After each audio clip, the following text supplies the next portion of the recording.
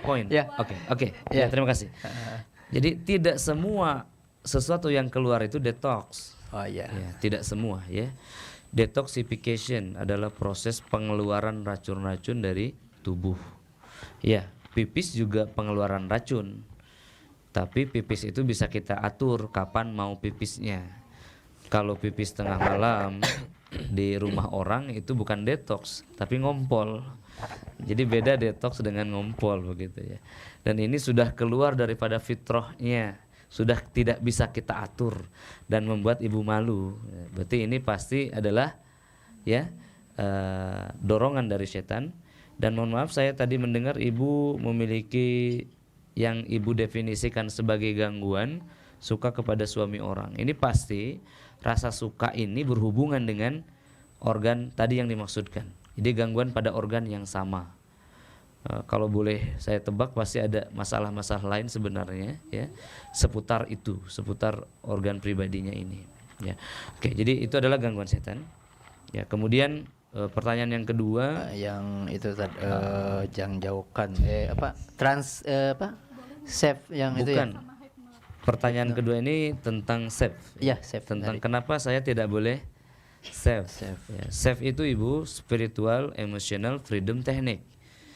Pembebasan ya, pembebasan emotional freedom technique itu teknik pembebasan emosi. Kalau ditambah S itu artinya jadi islami. Pembebasan emosi negatif secara islami, bahasanya begitu. Oke? Pembebasan emosi negatif secara islami. Maksudnya apa? Penyucian jiwa. Oke, penyucian jiwa telah ditulis oleh para ulama. Apa contoh kitab-kitabnya? Tazkiyatun Nufus, Ighosatul Lahfan, Jamul Hawa. Para ulama menulis kitab-kitab Tazkiyatun Nafs, Ar-Ruh, banyak sekali ensiklopedi tentang hati. Kenapa kita mengikuti ulama-ulama barat yang tidak beragama Islam?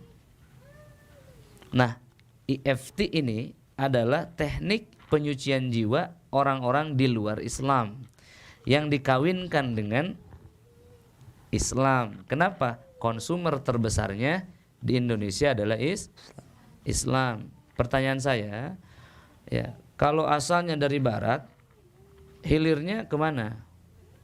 Ke dunia apa ke akhirat? Asalnya dari barat, hilirnya juga dunia. Hulunya dari hal yang buruk, hilirnya tidak mungkin baik. Nanam padi bisa jadi rumput tumbuh. Nanam rumput bisa jadi padi enggak? Enggak. Kalau datangnya dari Islam, ujungnya adalah kepentingan akhirat, surgawi.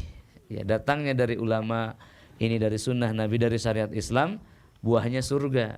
Kalau dari sep, buahnya surga bukan? Tanya aja ahli sep. Buah dari sep itu apa? Surga apa dunia? Kebebasan, ketenangan, kebahagiaan dunia yang dimaksud. Ustaz, ini metodenya ikhlas dan ridho. Ada caranya ikhlas dan ridho dalam prinsip ajaran Islam. Nah, yang disebut ikhlas itu yang pertama adalah yang disebut ittiba itu adalah ikhlas dan ridho. Itu dua hal, Bu. Dua hal untuk keterimanya ibadah. Sementara sep sendiri bukan ibadah, dia pengobatan. Begitu. Jadi kalau orang Islam masih pegang sep ini keliru dan tidak akan menemukan hilirnya di sana. Tidak akan menjadi ibadah begitu. Ini menjadi satu bisnis saja. Kalau ruqyah bisa bisnis, bisa ibadah dia. Ya, begitu seperti itu. Tapi kalau sep ini tidak. Lihat hulu dan hilirnya. Yang kedua, Ibu, kalau penjelasan sebelumnya belum masuk, ya, sep itu adalah sugesti. EFT ataupun SEP itu hipnoterapi, hypnoteaching, hypnoquran, hypnobirth, hypnoparenting. Itu semua sugesti kepada otak bawah sadar. Dengan apa sugestinya? Dengan kata-kata. Makanya fatwa Lajnah Daimah Saudi Arabia mengharamkan hipnoterapi ini. Kenapa? Karena dia adalah sihir kata-kata. Nabi sudah mewanti-wanti, sebagian dari kata-kata itu ada sihir. Sihir yang memukau. Nah ini jadi menyihir otak bawah sadar dengan kata-kata manusia. Kalau dia scepter sejati, pasti dia akan jatuh cinta pada Al-Qur'an. Karena Al-Qur'an itulah sesungguhnya ya sihir positif yang paling memabukkan. Ya, sihir positif yang paling memabukkan. Influencer terhebat di jagat raya ini Al-Qur'an. Apa faktanya sampai hari ini berkurang enggak orang yang memeluk agama Islam ini? Dia sangat kokoh ya dari Al-Qur'an, dari hadis, dari penjelasan para ulama. Tidak bisa dirubah ini. Nah, itu seperti itu tentang saf ini. Nah, kalau dengan penjelasan ini tidak mau berubah juga, berarti setan yang dulu masih bungkulukan. Ngaju kerugian Ya, masih ada. Makanya kemarin menjerit dan teriak. Itu adalah pengaruh jadi tobat dari ilmu setan masuk ke ilmu yang abu-abu.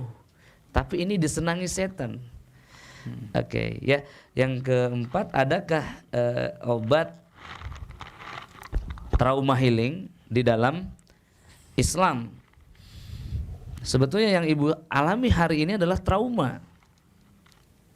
Ibu mengakui sebagai trauma healer. Ibu sendiri trauma. Posisi hari ini, ibu ini dalam keadaan trauma ini, sampai nangis, ya kan, berbicara seperti itu. Ini dalam keadaan trauma ini. Oke. Dan termasuk trauma tadi suka suami orang. Ini kan trauma, tidak bisa move on pada ibu masih bingung ini bagaimana ini dengan keadaan saya ini, kan seperti ya. Dalam ruqyah ada trauma healer enggak? Al-Qur'an lah trauma healer paling hebat, paling dahsyat. Ya, insyaallah ya, paling hebat, paling dahsyat dan permanen. Kalau hipnoterapi ini hanya 3 hari. 3 hari sampai seminggu deh efeknya.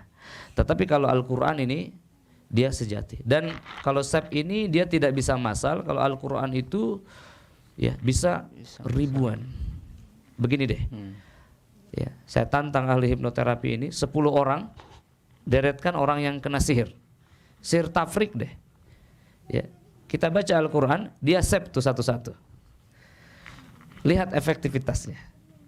Ya, efektivitasnya. Nah, ketika ini masalah setan, ini nanti dia akan menemukan satu tembok yang tidak bisa diubah.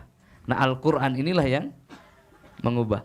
Karena Al-Qur'an bukan kata-kata manusia, tetapi kalamullah, begitu. Tentang saf ya.